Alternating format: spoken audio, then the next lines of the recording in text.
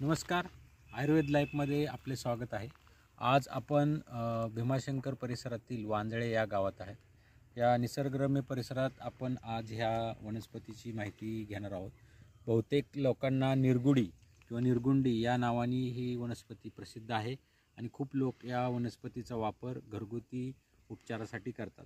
या वनस्पती ही उत्तम वातशामक आणि वेदनाशामक म्हणून ओळखली जाते। याचा पाला वेदनाशामक म्हणून वापरला जातो। या पाला गरम करून गुडघे दुखत असतील किंवा कंबर दुखत असेल तर त्यासाठी वापरला जातो। ही निरगुडी ही खूप उपयुक्त अशी वनस्पती आयुर्वेदामध्ये वर्णन केलेली आहे। याचा पानं तुम्ही गरम करून जिथे सांधे दुखतात तिथं वापरू शकता, डोके दुखतात तिथेही वापरू शकता। याच्या पानांचं चूर्ण पण तुम्हाला शहरी भागामध्ये मिळतं। साधारण 1 ते 3 ग्रॅम ही एका दिवसाची त्याची मात्रा म्हणजे तेवढा डोस असतो, त्या प्रमाणात तुम्ही घेऊ शकता। तसेच या वनस्पतीचा उपयोग लोक डास मारण्यासाठी पण करतात किंवा धान्यामध्ये ह्याच्यापासून कीड होऊ नये म्हणून ही धान्यात या वनस्पतीचा वापर केला जातो।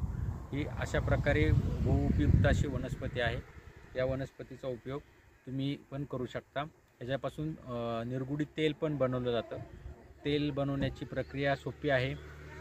जर तुम्ही साधारण एक 250 ग्रॅम पाला घेतला तर त्याच्यामध्ये 4 पट तुम्ही तेल घेऊ शकता आणि त्याच्या तेलाच्या परत 4 पट पाणी घेऊन तेल हे पाला आणि पाणी हे एकत्र मिश्रण उकळायचं आणि जोपर्यंत पाणी उडून जाईल तोपर्यंत उकळत ठेवायचं। त्यानंतर फक्त तेल शिल्लक राहिलं की ते तेल तुम्ही निरगुडी तेल म्हणून वापरू शकता। अशी ही तेल बनवण्याची प्रक्रिया आहे। तेल बनवण्याच्या प्रक्रियेसाठी तुम्हाला आम्ही दुसरा एक व्हिडिओ बनवणार आहोत। त्या व्हिडिओमध्ये तुम्हाला तेल बनवण्याची प्रक्रिया सांगितली जाईल। तर या निरगुडीचा तुम्ही उपयोग करू शकता। धन्यवाद।